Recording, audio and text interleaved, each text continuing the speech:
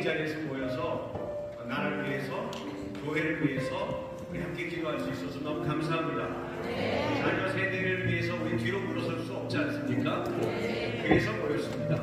우리 한국교회 다음 세대의 지킴이 연합 한다일이라는 단체는 우리 자녀들을 늘 의식하면서 자녀들의 문제에 대해서 부정적인 것들은 나서 싸우고 또 긍정적인 것들을 끌어내서 우리 자녀들의 거룩한 이웃 세계를 잇도록 하기 위한 단체입니다. 총격파적이고요. 500에서 600개 정도의 교회가 연합되어 있는 어떤 조직체가 아닙니다. 저희들이 뜻을 같이 하고 마음을 같이 해서 연합하는 그런 모임입니다. 그래서 더 의미가 있습니다. 우리 이 모임의 공동 대표이기도 하신데요. 한동대학교 이사장, 사학법인 미션 네트워크 이사장 이재원 목사님께서 나오셔서 교육개혁이 대한민국이 살 길이다 라는 제목으로 말씀을 전해주시겠습니다. 강의 부탁드리는데 박수해 주시겠습니다.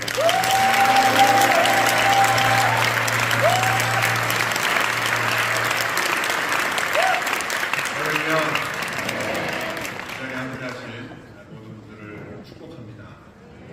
한국교회 전체 성도에 비하면 적은 숫자지만 이 모임이 의미가 있는 것은 연합하여 여러 교회가 함께 기도하는 자리로 모였다는 것, 하나님이 주목하실 줄로 믿습니다.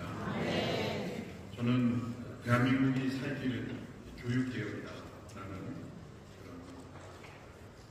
신념, 그런 믿음 속에서 사학법인 미션 네트워크라는 단체를 여러 교회 목사님들과 함께 만들어서 여기 기독교 사학이 회복되고 더 나아가 한국, 대한민국의 교육이 하나님이 기뻐하시는 미래를 이끌어갈 수 있는 교육 체계를 갖춘 나라가 되도록 기도하고 있습니다. 대한민국의 미래는 교육개혁에 달려있다라는 제목입니다. 우리나라가 처해 있는 가장 중요한 위기, 저출산이라는 것을 여러분이 잘 아실 겁니다.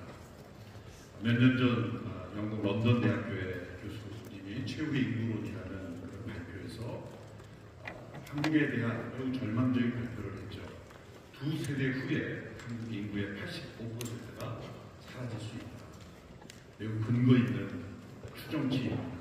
여기에 2024년까지 통계가 나왔고 2025년 지금 약간 올라갔지만 전반적인 추세로 계속해서 이 추세로 가면 대한민국의 미래가 매우 어두울 뿐만 아니라 나라 자체가 손돌릴 수 있다. 그런 매우 긴박한 발표를 했습니다. 사실 어느 정부와 정책에 상관없이 공통된 정책은 바로 저출산을 극복하기 위해서 다양한 정책을 많이 내놓았습니다.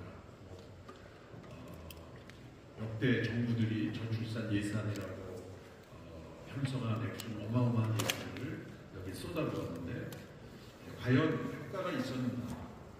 전혀 없다고는 말할 수 없지만 이 저출산의 추세를 극복하고 있지는 못하다는 것입니다.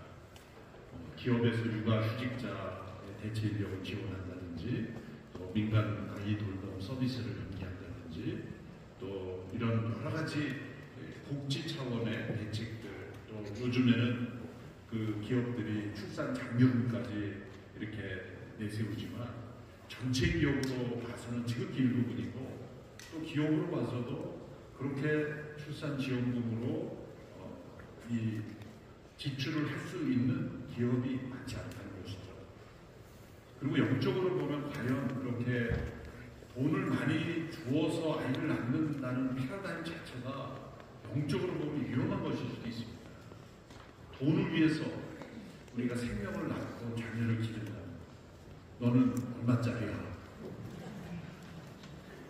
너는 얼마였을 때 낳았어? 너는 얼마였을 때 낳았어? 그렇게 우리의 제처들을 본다면 정말 남미 어떤 나라는 그런 포퓰리즘, 잘못된 그런 정책에 의해서 그냥 부모가 살기 위해서 아이를 낳는 그런 체제가 된다면 그것은 교육적으로 매우 위험한 것일 수 있는 것이죠. 저는 우리 젊은 세대들이 가지고 있는 이 마음속에 있는 이 의문에 대한 답변을 우리 기성세대가 주지 않으면 이 문제는 해결되지 못할 것이라고 생각합니다.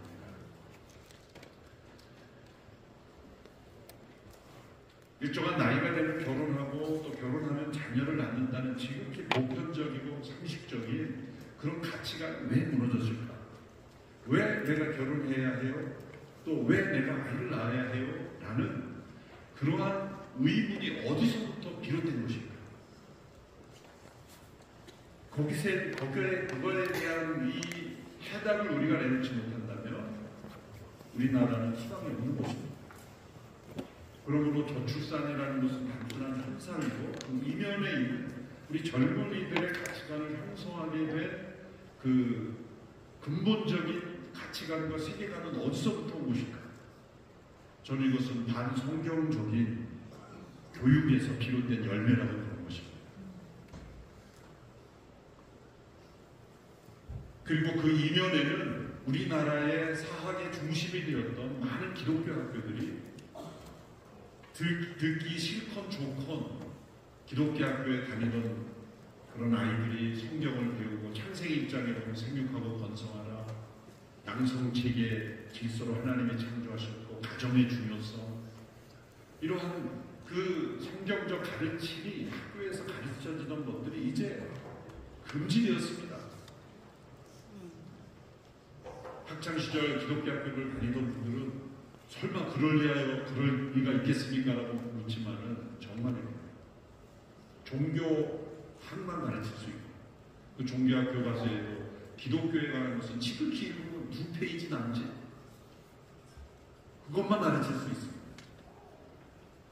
저는 우리나라의 저출산의 위기는 대한민국의 공교육과 사교육, 현재 많은 교회들이 세운 대안학교를 제외한 많은 공립학교, 사립학교가 반기독교적인 세계관에 기초한, 구체적으로 진화론적 가치관뿐만이 아니라 이런 성이데올로기, 또 해체주의, 이런 포스트 모더니즘의 잘못된 이념들에 기초한 교육 철학의 열매가 바로 우리나라에 저출산이 심각하게 됐다는 것은 그만큼 영향을 심각하게 받았다는 거예요. 우리는 이 저출산의 표면적인 원인, 예를 들어서 젊은이들이 설문을 하면 재정이 부담이 됩니다. 거주지가 부담이 됩니다. 해결을 원인일 수도 있습니다. 그럼 우리 조상들은 가난했을 때는 왜 자녀를 많이 낳습니까? 집이 있어서 낳습니까? 경제적 여유가 있어서 낳습니까? 그럼 단지 무식해서 낳은 겁니까? 아닙니다. 바뀌어진 이 다음 세대의 세계관이 우리 대한민국의 교육 체계로부터 또 교육하는 사람들로부터 비롯되었다는 것을 우리가 깨닫고 이 문제를 지적하고 도전하고 바꿀 수 있는 공동체는 교회밖에 없어요. 그래서 사학법인 미션 네트워크라는 걸 만들어서 우리가 함께 열심히 두드리고 국회도 두드리고 정부도 두드리고 열심히 노력하고 있어요.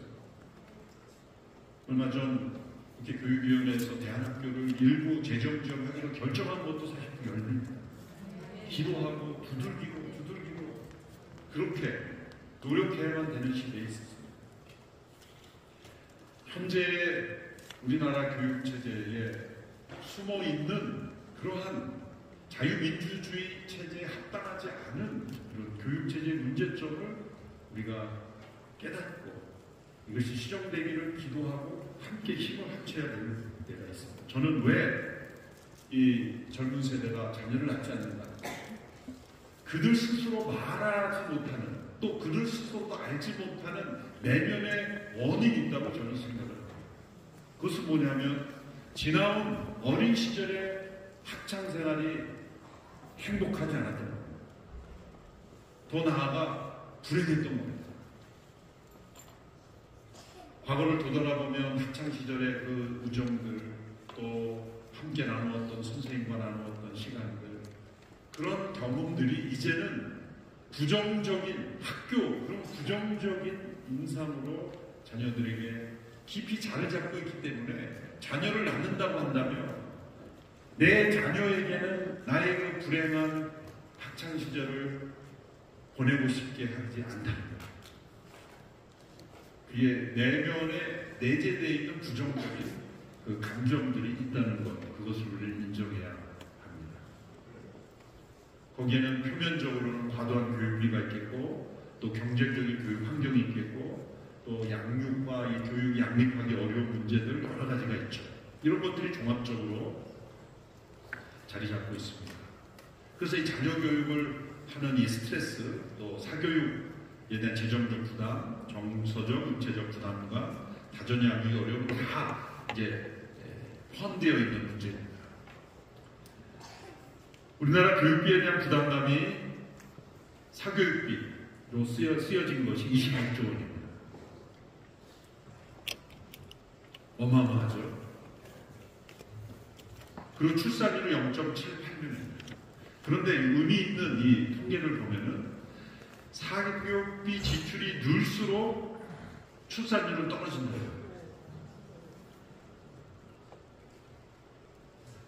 사교육비가 10,000원이 증가할수록 출산율은 0.12명이 감소해요. 이 상관관계가 있다는 거죠. 그래서 사교육에 더 많은 투자를 할수록 출산율은 점점 떨어지고 있다. 또 교육 환경을 보시면 얼마 전 제가 뉴스를 보다가 캡처한 건데요.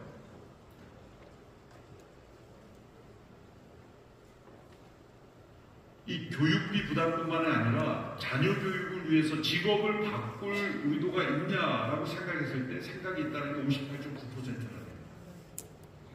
특별히 군 복무하는 군인들의 경우에도 이사를 자주 가야 되니까 거기에 맞춰서 학교를 자녀를 보내는 자녀가 얼마나 힘듭니까? 군인 자녀들의 어려움은 부모님을 따라 학교를 옮겨야 되기 때문에 자녀를 위해서 직업을 바꿀 용의가 있느냐? 있다라는 퍼센티지 상당히 많습니다. 그래서 우리나라의 저출산의 문제는 다각적인 원인이지만 핵심은 교육입니다. 현재의 교육 전체 전반적인 OS 시스템을 바꾸지 않으면 이 문제는 해결되지 않고 대한민국 소멸의 위기에 처해 있습니다. 안타까운 것은 역대 어느 정부 또 교육의 문제를 진지하게 들여다보지 않았다는 거죠. 어떤 대선 후보도 교육의 문제를 깊이 있게 연구하지 않았다는 거죠. 국회에서 가장 인기 없는 위원회가 교육위원회입니다.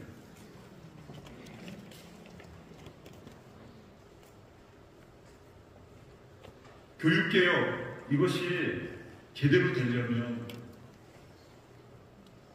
저희는 성경적인 세계관이라고 말하지만 우리가 믿고 알기는 가장 성경적 세계관이 기초한 정치 체계는 자유민주주의 체제예요. 자유민주주의 체제에 합당한 교육 제도가 이루어져야 되는데 자유민주주의 국가라고 하는 대한민국에서 이런 교육 체제를 부정하고 있다는 것입니다.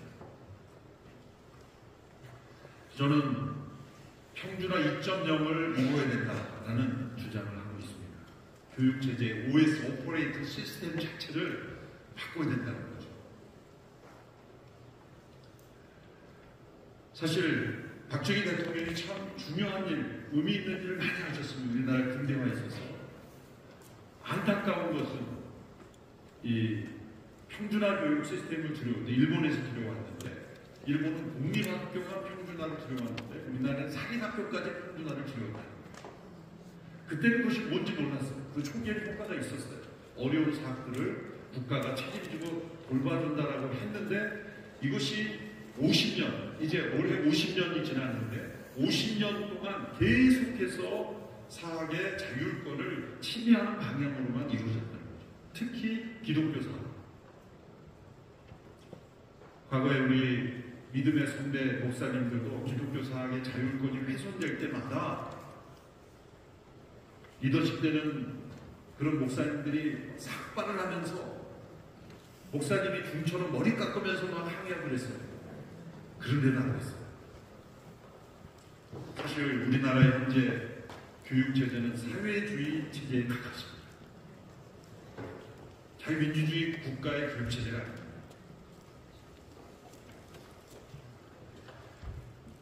사립학교가 이루어지려면 5가지 자율성이 보장되어야 됩니다. 학생 선발권, 교육과정 책정권, 교육 임용권, 등록금 책정권, 법인 구성권.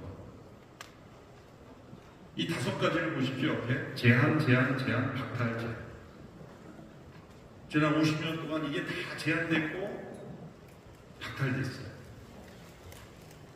2021년도 사학법 개정 때는요, 이걸 사립학교가 기독학교들이 교원을 임용할 때 학교가 선발했던 권한을 교육감에 강제로 위탁하도록 만들었어요. 이것을 뺏기지 않으려고 국회의원들을 만나고 사정하고 설명하고 그렇게 노력을 했는데 앞에서는 예, 그럴 리가 있겠습니까? 그러고 하루아침에 통과시켜버렸어요. 그래서 우리나라는 엄밀히 말하면 사립학교가 없습니다. 우리나라의 사립학교는 대안학교만 사립학교입니다. 그래서 왜 대안학교가 500개 이상 이렇게 튀어나온 이유가 뭡니까? 자유민주주의 체제에 맞게 합당하게 교육하려면 대안학교가 나갈 수밖에 없어요. 그래서 재정 지원도 못 받고 열심히 하지만 너무 열악한 환경 속에 처해 있는 거죠. 이게 왜 이렇게 되는 것일까? 정부는 이렇게 말합니다. 국가가 재정을 지원하니까 국가 통제를 받아야 된다. 그 재정은 정부가 사업을 해서 벌었습니까? 정부가 사업을 해서 번 돈입니까? 국민이 낸 세금 아닙니까? 정상적으로 국민이 낸 세금을 낸 국민이라면 자녀들이 교육 지원을 받을 수 있는 권리가 있다는 것이죠. 이러한 권리를 무시하고 있는 것입니다. 여기에 학교 선택권은 말할 것도 없죠. 평등한 교육이라는 이유로 다 지역으로 이렇게 알아서 가게끔 했죠. 그 결과가 뭔지 아십니까? 학생들은 여전히 경쟁을 치열하게 해서 경쟁이 사라지지 않았어요. 어떤 단체가 학생들이 경쟁 없는 학교를 추구한다고 하죠. 과연 경쟁이 없어졌습니까? 그거는 신기루와 같은 잘못된 이념인 거예요. 공산주의 이념으로 같은 거죠. 모두가 잘 사는 세상을 만든다. 결국 노력하지 않고 소수만 잘 사는 거짓된 사상이라는 게 역사에 증명되지 않았잖아요. 경쟁 없는 교육을 만든다. 거짓말입니다. 어떤 경쟁이냐가 중요한 거예요. 서로를 인정하고 축복하는 선의의 경쟁이냐, 아니면 나만 잘되고 다른 사람을 떨어뜨리게 하는 경쟁이냐가 중요한 것이지, 아무런 경쟁 없이 모두가 평등한 사람끼리 있어요. 공동묘지감이 있어요. 모두가 평등해. 모두가 움직이지 않고 아무 말도 안 하고. 경쟁 없는 교육이라는 단순하고 잘못된 교육 이념이 기초한 평준화는 실패했다는 것이 50년 우리나라 역사에서 증명이 됐고, 그 결과가 저출산이고, 그 결과가 교사가 학생을 때리고 학생이 교사를 죽이고 교육 현장이 망가진 겁니다. 교사들은 학생을 무서워하고 학생들은 학교 가기를 싫어하고, 왜 이렇게 됐냐 이거죠. 반성을 해야 되는 거예요. 평준화 이념으로 시작된 50년의 교육이 이제는 종지부를 찍을 때가 된 거예요. 그런데 아무도 정직하게 인정을 안 해요. 그래서 학생들은 계속해서 끊임없이 똑같은 획일화된 커리큘럼화에서 계속해서 치열한 경쟁을 하고 있는 거예요. 그런데 안 해도 되는 경쟁을 하고 있는 거예요. 만약 학교 선택권을 주면 어떻게 될까요? 학생들이, 부모들이 학교를 선택하게 되니, 이거는 사립학교에 국한된 얘기입니다. 나는 집 가까운데 걸어서 가고 편한, 그냥 정부가 개정되는 대로 국가 시스템에 맞는 교육을 받겠다고 하면 공교육 가면 되는 거예요. 그것도 선택이란 말이죠. 아니다, 나는 멀리 있지만 저 강원도에, 아니 나는 저 전라도에, 저 남해, 동해, 서해에 있는 특성화된 교육을 나는 나는 받겠다고 선택을 하면 그 학생이 선택한 학교에서 교육을 받을 수 있도록 가정에 바우처를 보내준대. 우리가 교육만이 아니라 보험이 거주지를 옮긴다 그래서 국민연금이나 보험이 사라집니까? 나가잖아요. 그것처럼 똑같은 시스템으로 하면 학교는 학생들의 선택을 받기 위해서 엄청나게 경쟁을 해야 돼요. 여러분, 누가 경쟁을 하는 게 합당합니까? 어린 자녀들이 경쟁을 하는 게 합당합니까? 아니면 젊은 경쟁할 수 있는 교사들이 경쟁을 하는 게 합당합니까? 경쟁을 피할 수 없어요. 지금은 솔직히 말하자면 교사들에게 죄송한 말이자면 초중고 교사 선생님들 노력 안 합니다. 경쟁이 없기 때문에. 학생들의 선택을 받지 않기 때문에 일부 특수 목적이나 자사고나 이런 어떤 특별한 목적을 가진 오히려 대안학교 선생님들이 엄청나게 노력합니다. 왜? 학생들의 선택을 받기 때문에. 대안학교 선생님들이 얼마나 열심히 노력하는지 아이들을 창의적으로 교육하기 위해서. 그렇게 노력을 하고 효과적인 교육을 하는데도 정부의 기여를 못하고 아무 노력도 안 하고 창의적인 교육을 하려고 하지 않는 학교는 교육청에서 계속해서 지원을 해줍니다. 이게 바로 좀 평등한 거냐 이거죠. 심각한 문제입니다. 학교 선생님들이 노력을 하니까 학생들은 학교 가서 배우는 게 없는 것 같아서 배우는 거예요. 사교육비가 늘어나는 거죠. 그러면 학교가 경쟁을 하면 왜 학생들을 경쟁에 안 해도 되느냐 이런 의미입니다. 저는 수학에 대해서는 문외한 정도가 아니라 거의 두려움의 대상입니다. 수학이 저는 거의 맞지가 않아요. 글은 맞는데 수는 잘 안 맞아요. 근데 잘하면서 저를 많이 정죄했어요. 왜 이렇게 수학을 약간 정성 아무리 열심히 하도 시험 문제만 나오면 약간해. 난 왜 이렇게 그런가 자책했어요. 그런데 제가 이제 와서 보니 제 잘못이 아니었어요. 교육 제도의 잘못이었어요. 만일 수학을 안 해도 되는 산수 정도만 해도 되는 인문학교가 있으면 저는 거기를 찾아갔을 거예요. 거기에서 인문학, 철학, 문학 이런 쪽에 관심을 가진 아이들이 더 잘 되기 위해서 열심히 노력했다면 저는 행복했을 거예요. 그런데 또 같은 캐리큘럼에 따라서 그렇게 교육을 해요. 제가 고등학교 다닐 때 그 학교에 야구부가 있었어요. 제가 지금 고등학교 키입니다. 고등학교 때 키가 컸죠. 70번이었어요. 근데 그때는 반이 꽉꽉 차서 70번대였는데 제 주변에 있는 친구들이 다 야구부예요. 그런데 교육법상 운동부도 오전 내내 수업을 해야 된다는 거예요. 계속 잡니다, 내 친구들. 근데 저도 졸려요. 되게 사고 바뀌는 그때는 당연히 그래야 되는 줄 알았는데 그게 잘못된 거예요. 그렇게 혈기가 왕성하고 운동해야 되는 그 야구를 평생 하겠다는 아이들은 아침부터 야구하면서 중간에 짬짬이 가르치면 되는 거예요. 운동선수를 필요한 것만 가르치면 되는데 오전 내내 깨어있는 걸 본 적이 없어요. 그런데 거기기 때문에 지켜야 합니다. 이렇게 운동이면 운동, 예술이면 예술, 음악이면 음악, 미술이면 미술, 문학이면 문학, 또 수학이면 수학, 과학이면 과학, 이렇게 특성화된 그러한 영역에서의 학교가 특화된 교육으로 그게 원래 사립학교의 정신입니다. 그런데 우리나라의 전 사립학교는 다 커리큘럼이 똑같아요. 교과서도 마음대로 못 써요. 특별히 기독교사하고 성경을 못 가르치게. 왜? 학생들이 인권이 내 종교가 다른 종교인데 안 돼. 그러면 학교 선택권을 줬으면 되잖아요. 학교 선택권을 주지 않고 다 섞어서 임의로 배정해놓고 맞지 않는 종교를 내가 강요당하고 있다라고 인권이 제소하고 이런 시스템이 어디서 비롯된 거예요? 국가 정책의 잘못이죠. 그래서 한 이주호 장관님이 과거에 장관이었던 지금 장관, 그래도 이 사계 자율화를 그래도 이해하시는 거예요. 그래도 이해하시는 거예요.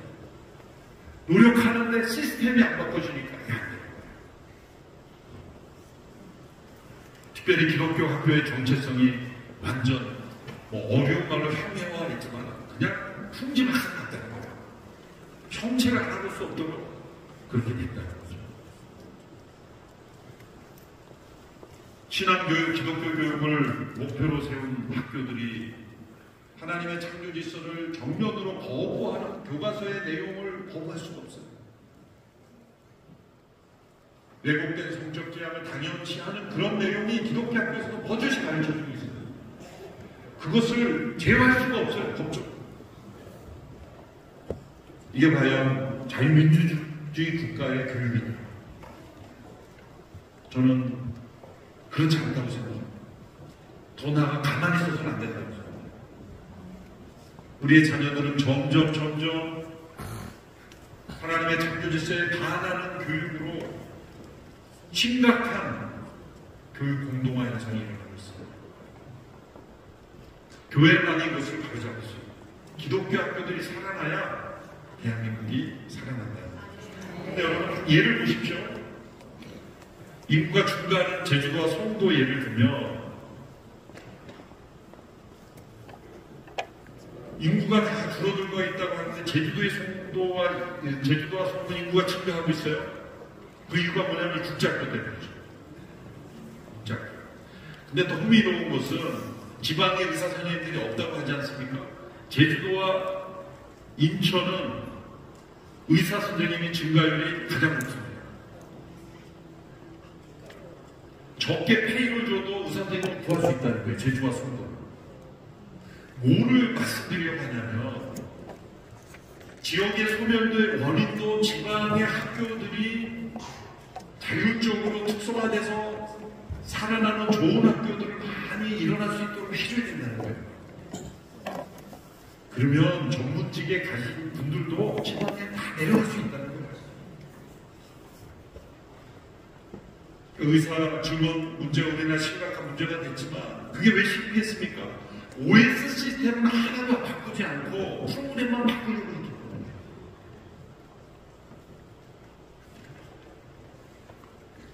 밑빠진 독에 물을 계속 붓는 것과 같이 돼버린 거예요. 결국 이 교육 환경, 이것은 국가가 각 학교에 줄 세우기 식으로 막 예정을 많이 주저주니까 해봐, 프로젝트 해가지고 해봐, 이런 식으로는 일어나잖아요. 바로 학교로부터, 교사로부터, 가정으로부터 창의적인 교육, 또 미래지향적인 교육, 학생들의 어떤 그 잠재성을 일으켜내는 그런 교육이 일어나면 자율권을 줘야 돼요. 커리큘럼 자율권. 합당한 교사를 뽑을 수 있어요. 자기가 학생들이 학교를 선택할 수 있어요. 그 앞에 5가지가 다 박탈된 사회에서 어떤 창의적인 교육이 나옵니까? 그러니까 조금 재력이 되는 분은 다 해외로 보내는 거예요. 여러분 보십시오. 해외 유학생들이 얼마나 증가했습니까? 2009년 이후에 국외 유학생이 1327만 9,469명. 연평균 출국 인원이 20만 명이에요. 다 이 학생들이 이 땅에 몇 년만 있었으면 결혼하고 자녀를 낳을 수 있는 자녀들이었어요.